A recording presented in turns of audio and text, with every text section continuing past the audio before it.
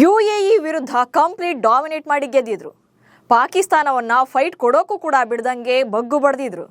ಇನ್ನೇನು ಓಮನ್ ವಿರುದ್ಧ ಕೂಡ ಒನ್ ಸೈಡೆಡ್ ಆಗಿ ಗೆಲ್ತಾರೆ ಅನ್ಕೊಂಡ್ರೆ ಸೀನೆ ಫುಲ್ ಉಲ್ಟಾ. ಜಗತ್ತಿನ ನಂಬರ್ 1 T20I ಟೀಮ್ ಅಂಡ್ ಪ್ಲೇಯರ್ಗಳು ಓಮನ್ ವಿರುದ್ಧ ತಿಣುಕಾಡಿ ಗೆದ್ದಿದ್ದಾರೆ. ಸುಲಭದಲ್ಲಿ ಗೆಲ್ತಾರೆ ಅನ್ಕೊಂಡ ಮ್ಯಾಚ್ ಭಾರತೀಯರಿಗೆ ಸವಾಲಾಗಿದ್ದು ಹೇಗೆ? ಗಂಭೀರ್ ಮತ್ತೊಮ್ಮೆ ಧೃತರಾಷ್ಟ್ರ ಪ್ರೇಮವನ್ನ ತೋರಿದ್ರ? ಸೂರ್ಯನ ತ್ಯಾಗ ಎಂಥದ್ದು? ಹೊಸ ಪ್ರಯೋಗ ಪಾಸಾ ಅಥವಾ ಫೇಲಾ? ಈ ಬಗ್ಗೆ ಈ ವಿಡಿಯೋದಲ್ಲಿ ಮಾಹಿತಿಯನ್ನು ಕೊಡ್ತೇನೆ. ನಾನು ಶಾಂತ. ನೀವು ಸುದ್ದಿಯಾನದ ಸಬ್ಸ್ಕ್ರೈಬರ್ ಆಗೋದಕ್ಕೆ ಮರಿಬೇಡಿ. ಏಷ್ಯಾ ಕಪ್ ಟೂರ್ನಿ ಸದ್ಯ ಲೀಗ್ ಹಂತದ ಪಂದ್ಯಗಳೆಲ್ಲ ಮುಗಿದಿದ್ದು ಸೂಪರ್ 4 ಹಂತಕ್ಕೆ ಕಾಲಿಟ್ಟಿದೆ. ಓಮನ್ ತಂಡವನ್ನ ಸೋಲಿಸುವ ಮೂಲಕ ಭಾರತ ಹ್ಯಾಟ್ರಿಕ್ ಜಯದೊಂದಿಗೆ ಎಂಟ್ರಿ ಕೊಟ್ಟಿದೆ. ಆದರೆ ಓಮನ್ ವಿರುದ್ಧದ ಮ್ಯಾಚ್ ಭಾರತಕ್ಕೆ ನಿಜಕ್ಕೂ ಕೂಡ ಚಾಲೆಂಜಿಂಗ್ ಆಗಿತ್ತು. ಒಂದರ್ಥದಲ್ಲಿ ಸೋಲಿನ ಭಯವನ್ನು ಕೂಡ ಹುಟ್ಟಿಸಿದ್ರು. ಕೊನೆಗೆ ಹೆಂಗೋ ಮಾಡಿ ಸ್ಕೋರ್ ಡಿಫೆನ್ಸ್ ಮಾಡಿಕೊಂಡು ಪಂದ್ಯವನ್ನ ಗೆಲ್ಲಬೇಕಾಯಿತು. ಆದರೆ ಈ ಪಂದ್ಯದಲ್ಲಿ ಭಾರತದ ಪ್ಲೇಯಿಂಗ್ 11 ಬಗ್ಗೆಯೇ ಅಪಸ್ವರಗಳು ಕೇಳಿ ಬರ್ತಾ ಇವೆ. ಇಬ್ಬರಿಗೆ ಚಾನ್ಸ್, ಬ್ಯಾಟಿಂಗ್ ತ್ಯಾಗ ಮಾಡಿದ ಸೂರ್ಯ. ಶುಕ್ರವಾರ ಅಬುಧಾಬಿಯಲ್ಲಿ ನಡೆದ ಲೀಗ್ ಹಂತದ ಕೊನೆ ಪಂದ್ಯದಲ್ಲಿ ಭಾರತ ಗೆಲುವನ್ನು ಸಾಧಿಸಿದೆ. ಈ ಪಂದ್ಯಕ್ಕೆ ತಂಡದ ಪ್ಲೇಯಿಂಗ್ 11ನಲ್ಲಿ 2 ಬದಲಾವಣೆಗಳನ್ನು ಮಾಡಿಕೊಳ್ಳಲಾಗಿತ್ತು.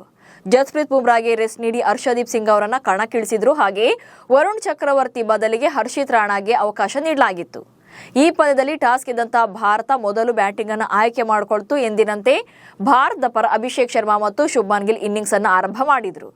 ಇನ್ನು ಪವರ್ ಹಿಟ್ಟಿಂಗ್ ಶಾಟ್ಗಳ ಮೂಲಕವೇ ಅಬ್ಬರಿಸಿದಂತ ಅಭಿಷೇಕ್ ಶರ್ಮಾ 15 ಎಸೆತಗಳಲ್ಲಿ 38 ರನ್ಗಳನ್ನ ಕಲೆ ಹಾಕಿದ್ರು.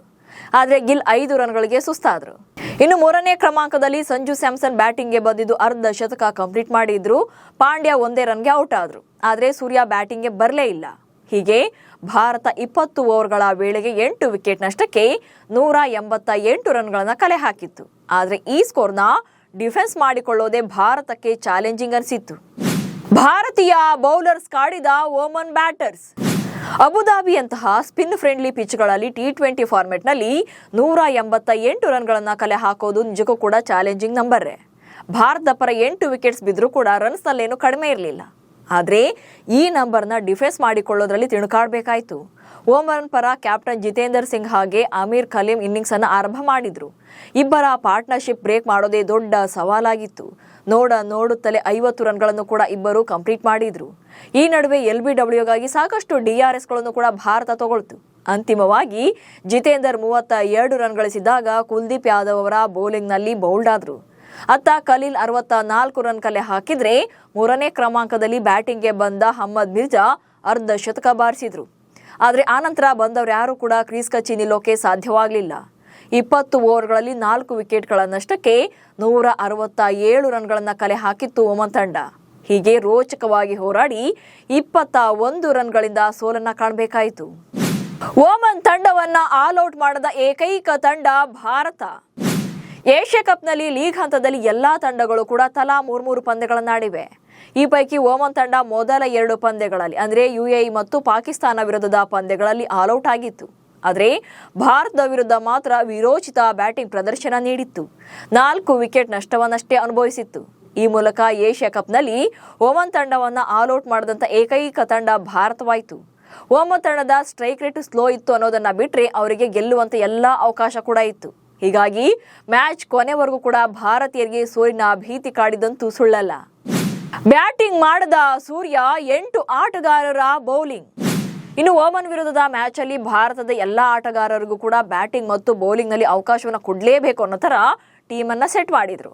ಕಳೆದ 2 ಪಂದ್ಯಗಳಲ್ಲಿ ಬ್ಯಾಟ್ ಬೀಸದಂತ ಸಂಜುಗೆ 3ನೇ ಕ್ರಮಾಂಕಕ್ಕೆ ಅವಕಾಶವನ್ನು ಕೊಡಲಾಗಿತ್ತು ಬ್ಯಾಟಿಂಗ್ಗೆ. ಇನ್ನು ಪಾಂಡ್ಯ 4ನೇ ಕ್ರಮಾಂಕದಲ್ಲಿ ಎಂಟ್ರಿ ಆಗಿದ್ರು. ಅತ್ತ ಅಕ್ಷರ್ ಪಟೇಲ್ 5ನೇ ಸ್ಥಾನಕ್ಕೆ ಬಡ್ತಿ ಪಡೆದ್ರೆ ದುಬೆ 6ನೇ ಕ್ರಮಾಂಕದಲ್ಲಿದ್ರು. ಇನ್ನು ನಾಯಕ ಸೂರ್ಯಕುಮಾರ್ ಯಾದವ್ ಅಂತೂ ಪ್ಲೇಯಿಂಗ್ 11ನಲ್ಲಿ ಇದ್ರೂ ಕೂಡ ಎಲ್ಲಾ ಆಟಗಾರರಿಗೆ ಬ್ಯಾಟಿಂಗ್ ಅವಕಾಶ ಕೊಡೋಕೆ ಅಂತಲೇ 11ನೇ ಬ್ಯಾಟರ್ ಆಗಿ ಡಗೌಟ್ ನಲ್ಲಿ ಕುಳಿತಿದ್ರು. ಹಾಗೆ ಬೌಲಿಂಗ್ ನಲ್ಲೂ ಕೂಡ ಸೇಮ್ ಫಾರ್ಮುಲಾವನ್ನ ಬಳಸಿದ್ರು. ವಾರ್ಮ್ ಅಪ್ ಮ್ಯಾಚ್ ತರ 8 ಆಟಗಾರರಿಂದ ಬೌಲಿಂಗ್ ಮಾಡಿಸಿದ್ರು. ಆದ್ರೆ ಇಲ್ಲಿ ಹರ್ಷಿತ್ ರಾಣಾಗೆ ಯಾಕೆ ಅವಕಾಶ ಕೊಡಬೇಕಿತ್ತು ಅಂತ ಕೆಲ ಮಾಜಿ ಆಟಗಾರರು ಗರಂ ಆಗಿದ್ದಾರೆ. ಹರ್ಷದೀಪ್ ಸಿಂಗ್ ಏನೋ ಅನುಭವಿ, ಸೊ ಬುಮ್ರಾ ಬದಲಿಗೆ ಅವರನ್ನ ಅವಕಾಶ ಕೊಡೋದು ಒಳ್ಳೆ ಕೆಲಸ, ಅದು ಓಕೆ. ಆದರೆ ವರುಣ್ ರನ್ನ ಕೂರಿಸೋ ಅವಶ್ಯಕತೆ ಏನಿತ್ತು? ಈ ಪೈಕಿ ಹರ್ಷಿತ್ ರಾಣಾ ವಿಚಾರದಲ್ಲಿ ಗೌತಮ್ ಗಂಭೀರ್ ಅವರು ಧೃತರಾಷ್ಟ್ರ ಪ್ರೇಮವನ್ನ ತೋರಿಸಿದ್ದಾರಾ ಅನ್ನುವಂಥ ಪ್ರಶ್ನೆಗಳು ಮೂಡಿವೆ. ಸ್ಪಿನ್ನರ್ನ ಕೂರಿಸಿ ಪೇಸರ್ಗೆ ಅವಕಾಶ ಕೊಡೋ ಬದಲು ಬ್ಯಾಟಿಂಗ್ ಡೆಪ್ತನ್ನು ಜಾಸ್ತಿ ಮಾಡ್ಬೋದಿತ್ತು.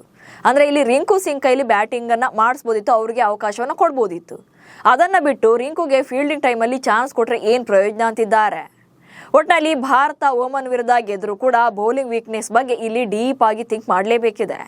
ಸೂಪರ್ 4 ಹಂತದಲ್ಲಿ ಒಂದೊಂದು ಪಂದ್ಯಗಳು ಕೂಡ ಡೂ ಆರ್ ಡೈನಂತೆ ಇರೋದ್ರಿಂದ ಟೆಸ್ಟಿಂಗ್ ಟೀಮನ್ನು ಸೆಟ್ ಮಾಡೋಕೆ ಸಾಧ್ಯವಾಗೋದಿಲ್ಲ. ಅದು ಅಲ್ಲದೆ ಭಾನುವಾರ ಪಾಕಿಸ್ತಾನ ವಿರುದ್ಧ ಮ್ಯಾಚ್ ಇರೋದ್ರಿಂದ ಪ್ಲೇಯಿಂಗ್ 11 ಆಯ್ಕೆ ಕೂಡ ತುಂಬಾನೇ ಮುಖ್ಯವಾಗುತ್ತೆ. ನಿಮ್ಮ ಪ್ರಕಾರ ಹರ್ಷಿತ್ ರಾಣಾಗೆ ಚಾನ್ಸ್ ಕೊಡಬೇಕಿತ್ತಾ ಅಥವಾ ಗಂಭೀರ್ ಪ್ರಯೋಗ ಪಾಸಾ ಅಥವಾ ಫೇಲಾ? ಈ ಬಗ್ಗೆ ನಿಮ್ಮ ಒಪಿನಿಯನ್ ಏನು ಅನ್ನೋದನ್ನ ಕಮೆಂಟ್ಸ್ ಮೂಲಕ ತಿಳಿಸಿ. ಹಾಗೆ ಸುದ್ದಿಯನ್ನು ಫಾಲೋ ಮಾಡಿ. ನಮಸ್ಕಾರ.